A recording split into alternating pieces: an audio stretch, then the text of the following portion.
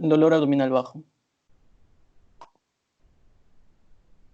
Un poco de las generalidades es como lo que ya estábamos hablando sobre la semiología del dolor que puede haber, ¿no?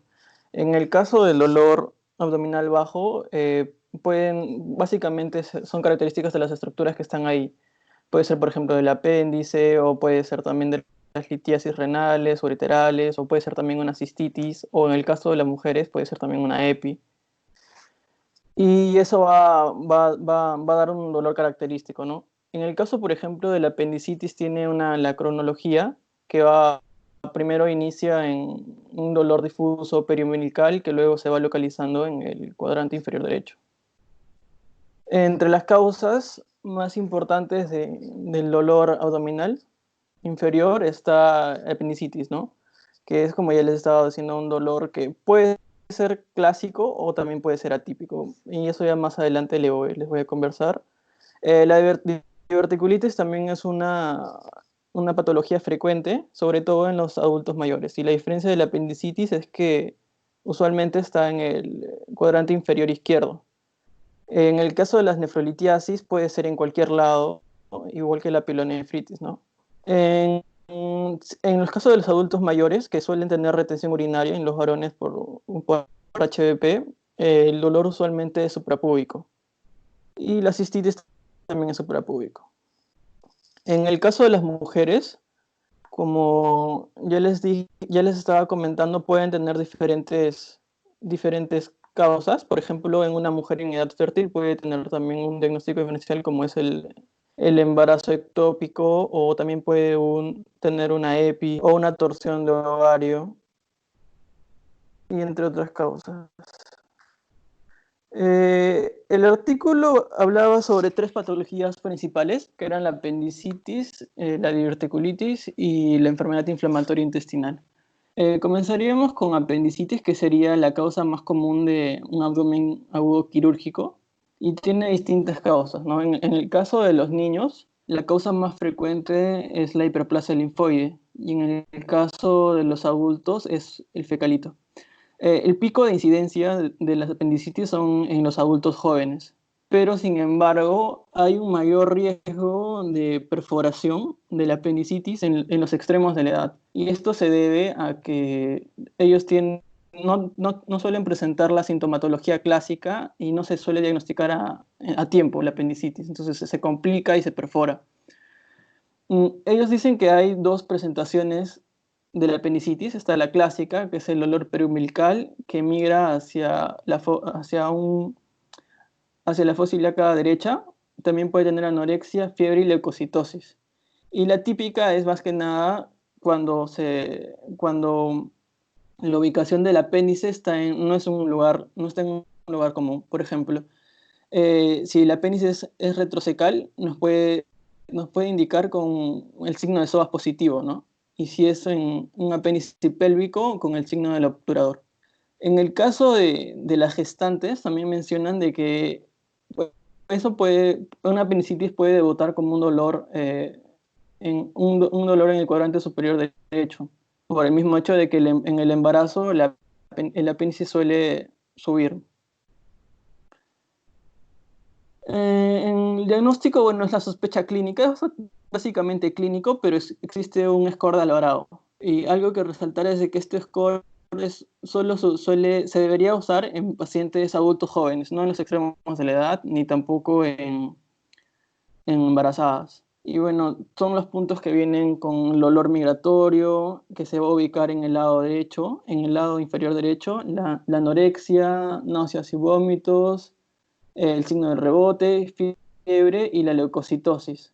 Ellos lo ponen de 0 a 3, sería una apendicitis poco probable y sería buscar otra causa. Y si es mayor o igual a 4 de puntaje, es una apendicitis probable, entonces nosotros deberíamos realizar algunas pruebas o exámenes para confirmar el diagnóstico.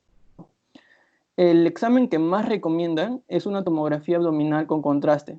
Y ahí los criterios de diagnóstico de una apendicitis son un diámetro apendicular mayor a 6 milímetros o una pared del apéndice mayor a 2 milímetros.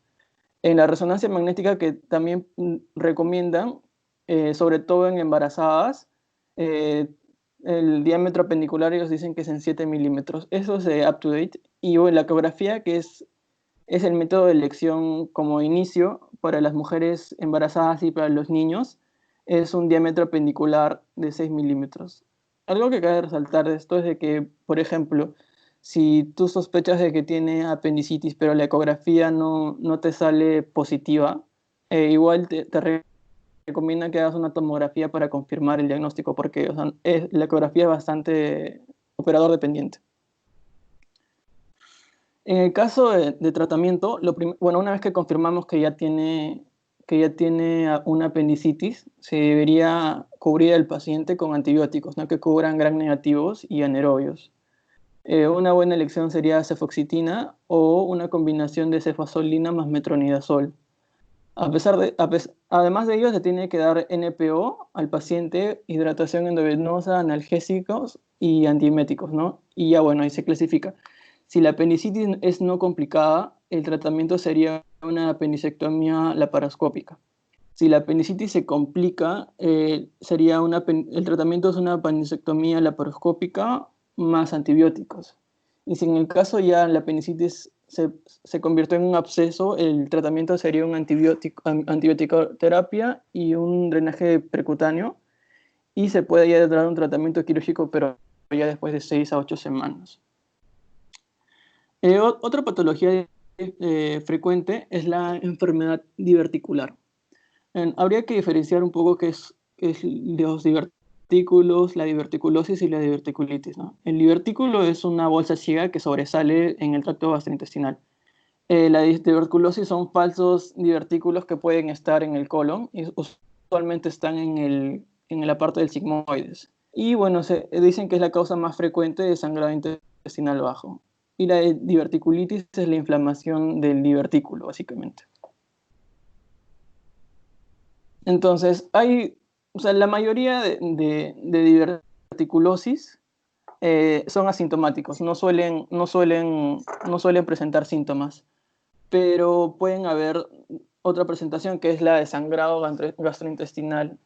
Este se caracteriza porque es de tipo intermitente y es indoloro, entonces se puede sospechar también en pacientes adultos mayores que tienen factores de riesgo, como por ejemplo son obesos o pacientes que tienen estreñimiento crónico o dieta que es poca en fibra y que presentan anemia. La otra complicación es la diverticulitis, que se caracteriza por un dolor en el cuadrante inferior izquierdo, puede tener fiebre, puede tener náuseas, vómitos, y en casos ya severos puede tener una peritonitis con un shock.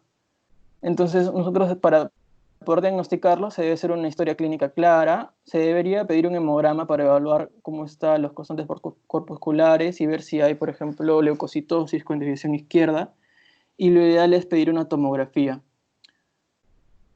Si es una diverticulosis sin complicación, el tratamiento solo es dieta alta en fibra y seguimiento. Pero si es un sangrado diverticular, se debe evaluar el grado, por ejemplo, de anemia que tenga el paciente, tener una hidratación y si en caso requiera transfusión sanguínea, darle una transfusión sanguínea. No se recomienda otro tratamiento porque el sangrado usualmente va a remitir espontáneamente. En el caso de la diverticulitis, una vez que se pide la tomografía abdominal, se hace la clasificación de Hinche, ¿no?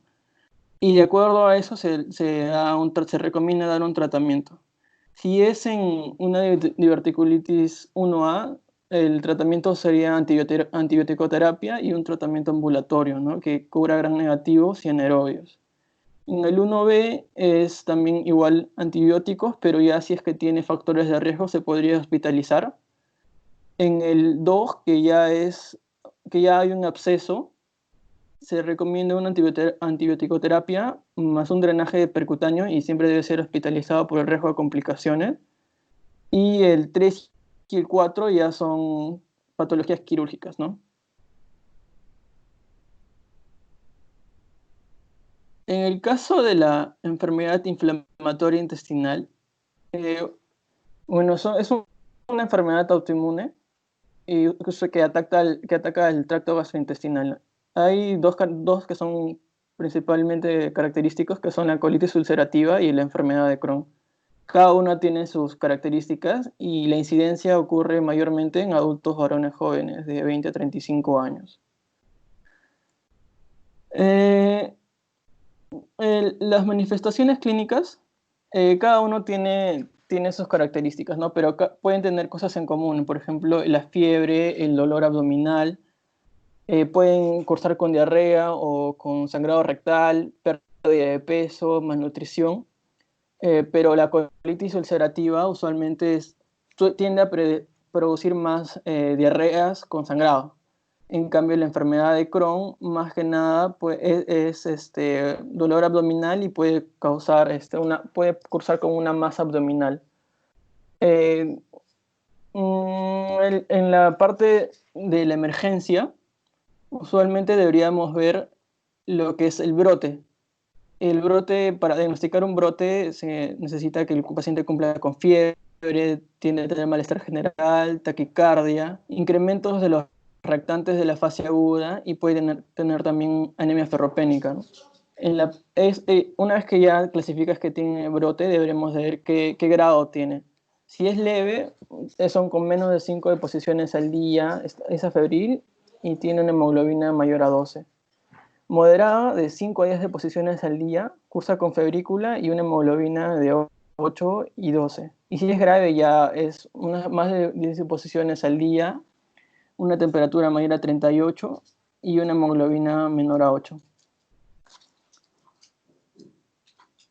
Y eso es un poco el manejo que se recomienda en el caso de brote, ¿no? Que es lo que podría llegar en la emergencia. En el caso de la colitis ulcerativa, si es leve o moderado, se puede comenzar con mesalazina, que es un derivado de la sulfadiazina, sulfasalina, y si es grave ya se le adiciona un glucocorticoide. En el caso de la enfermedad de Crohn, se ve en qué lado se está afectando el tracto gastrointestinal. Si es en la zona ileocecal, se prefiere budesonida.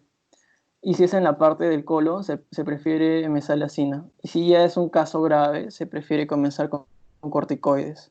Y una vez que ya el brote ha sido controlado, se da tratamiento de mantenimiento, que es básicamente la mesalazina más azathioprina, y si ya hay un fracaso en el tratamiento, se podría dar biológicos. Y eso sería todo.